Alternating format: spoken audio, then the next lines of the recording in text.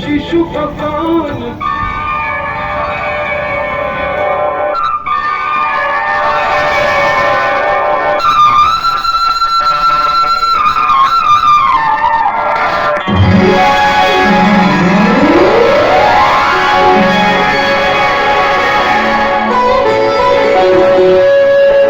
जागो वसुदेव, कंस के आने से पहले तुम इस बालक को लेकर गोकुल चले जाओ। परंतु देवी माता, मैं जाऊंगा कैसे?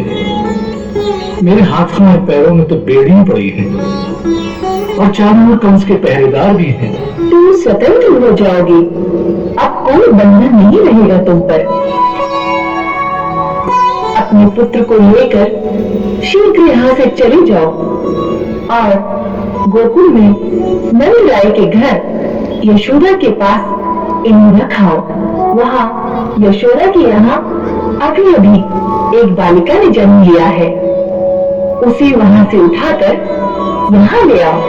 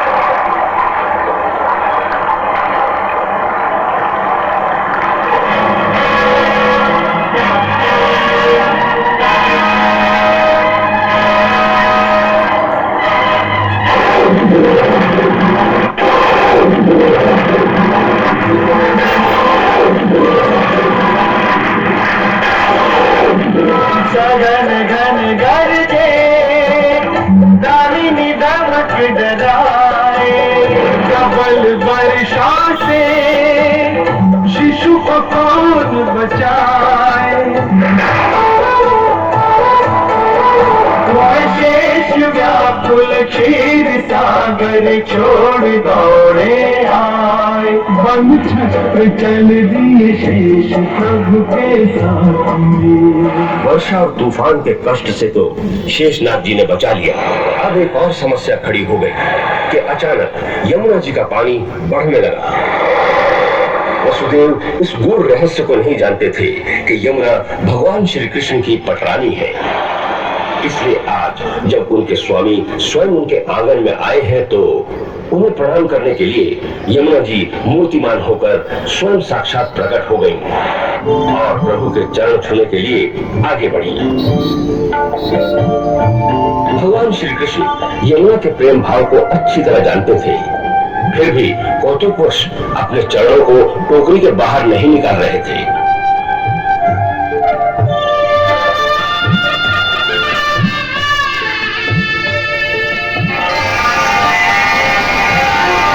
परंतु यमुना जी का भी हट था कि प्रभु मेरे आंगन में आए हो तो चरण पखारे बिन तो जाने नहीं दूंगी।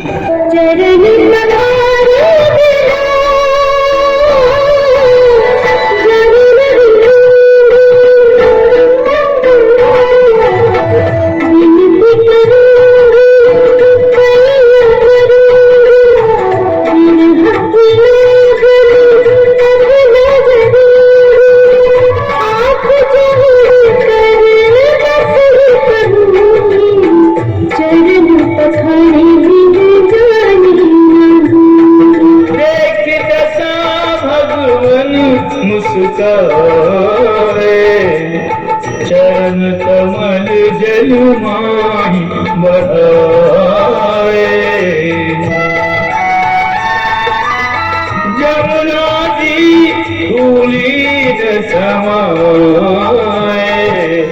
धोवत चरण परम सुख पाए।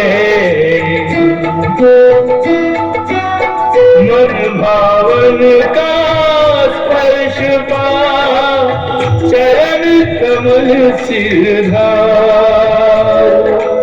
शांत हुई घटने लगी जमुना जी की धार, जमुना जी की धार।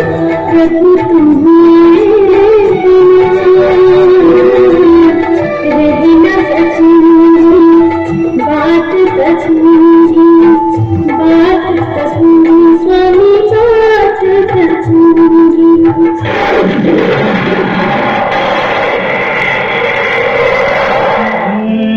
जसोदा सो रहे, सोया गोकुल ग्राम।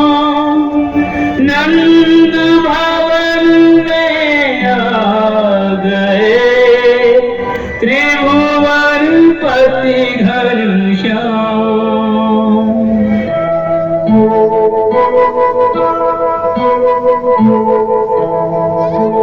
अपनी प्रिय संतान रख जसुमती की सेज पे, मायावश अनजान माया को संग ले चले।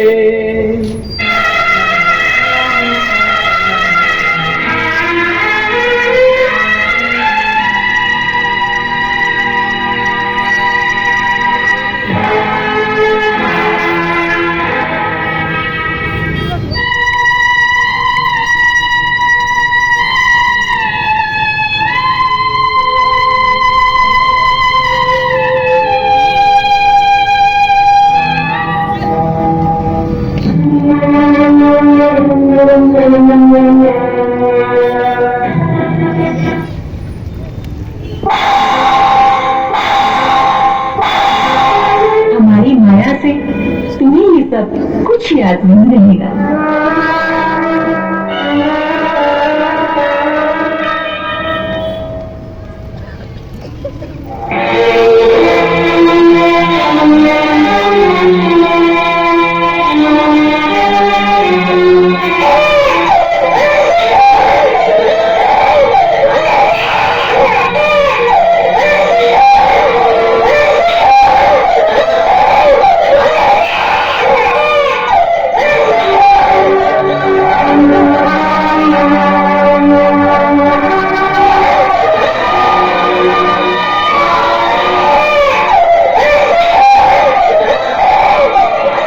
मिलो उसे।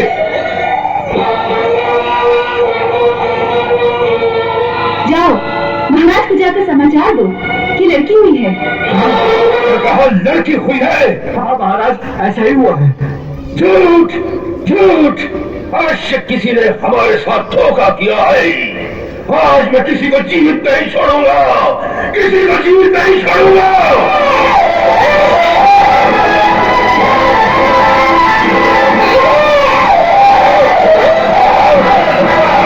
ये लड़की है? हाँ भैया, ये वो है। झूठ, इस बार लड़की कैसे हुई? आकाशवाणी झूठ नहीं हो सकती। उसने 8 मीटर की बात कही थी, फिर 8 मीटर में लड़की कैसे आ गई और कैसे आ गई? अवश्य लड़का हुआ होगा। कहाँ छिपा दिया है तुमने? किससे जबरदस्ती की है तुमने? बोलो, तूने अवश्य इसकी सहायता की होगी। नहीं महाराज, मैंने कुछ नहीं किया। चुप रहो। महाराज, वह कौन आया था? कोई नहीं महाराज। झूठ बोलते हो महाराज। नहीं, कहो हमारे किससे तुमसे मिल गए हो तुम लोग? किसने बच्चा बच्ची किया? महाराज, मुझ पर विश्वास कीजिए, यहाँ कोई चिड़िया तक नहीं आई थी। महाराज, मेरा सर आपके कदमों में है, चाहे तो उसे काट दीजिए महाराज। वसुदेव, तुम तो सत्यवादी हो। कहा तुम्हारा पुत्र कहाँ है? तुमने एक एक करके मेरे 6 पुत्रों की हत्या कर दी। क्या बताऊं वो कहाँ है? मैं उनकी बात नहीं कर रहा हूँ। आज जो बालक हुआ वो कहाँ है? आज जब मैंने आंख खोली तो इसी बालिका को सोते हुए देखा। क्या तुम्हें जन्म होने का पता नहीं चला? नहीं, मैं निद्रा में था। तुम झूठ बोल रहे हो। मैं सत्यवादी हूँ, अपने होश में कभी झूठ नहीं बोलता। हाँ, तो ये भी विष्णु की एक चाल है। हाँ, जिससे मेरी मति भ्रमित हो जाए। हाँ, चाहे वो कुछ भी कर ले, लेकिन मुझे मेरे लक्ष्य से नहीं हटा सकता। चाहे किसी भी रूप में आ जाए, मेरे हाथों नहीं बच सकता। हाँ, लाओ बेटा, मुझे दे दो। बेचारी मेरी अबला, तुम्हारे क्या बिगाड़ सकती है भैया? इसे छोड़ दो। मैं कहता हूँ छोड़, इसे जिंदा नहीं छोड़ूंगा। छोड़ दो जी, ये मेरा दुश्मन है। मैं तुम्हारे पाँव पड़ती भैया, चल तुम ही जान ले लो। इसे छोड़ दो भैया। मेरा भय तुझसे नहीं, तेरी संतान से है। और ये तेरी 8वीं संतान है।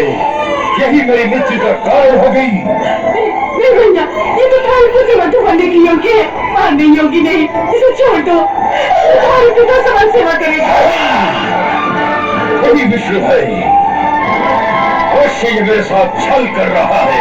लेकिन ये विष्णु कैसे हो सकती है? ये तो कन्या है। क्यों नहीं हो सकती? वो इन्हीं कन्या नहीं थी। उस समय विष्णु में स्त्री का रूप नहीं था। मैं इस मायाजाल में फंसने वाला नहीं देगी। मैं इस मायाजाल में फंसने वाला नहीं।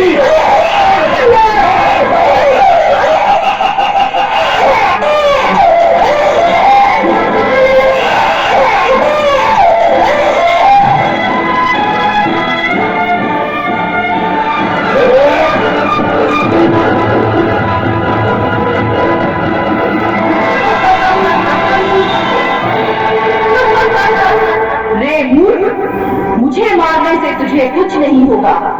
तुझे मारने वाला तो कोई और है, और वो इस धरती पर जन्म ही ले चुका है।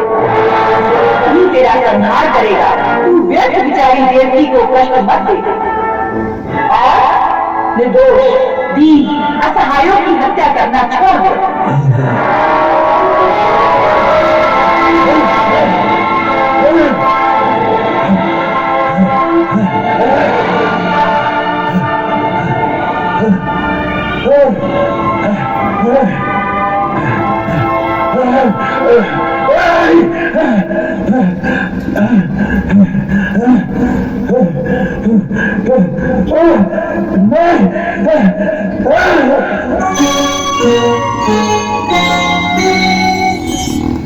बोलिए कृष्ण कन्हैया लाल की।